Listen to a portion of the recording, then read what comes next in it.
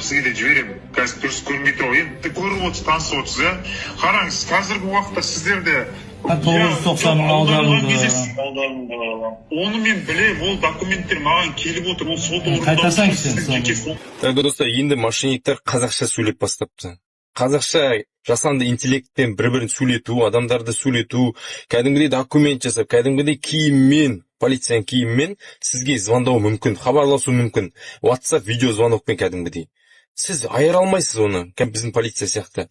Егер де әңгіме ақшаға қатысты болса, немесе код сұраса сізден, осындай банковский счеттарға байланысты нәрсе айтатын болса, бұл күмәнді зат.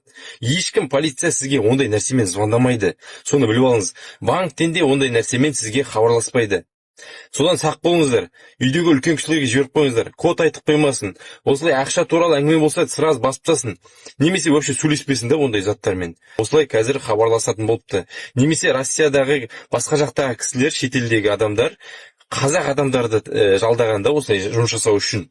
Немесе жасанды интеллектпен жасалып жатқан зат бұл. Ажыратып білу керек те негізі. Кішкене эмоцияның жетіспеушілігі, немесе сөздерді қате айтуы деген сияқты сондай белгілер бар негізі. Ажырататын болса.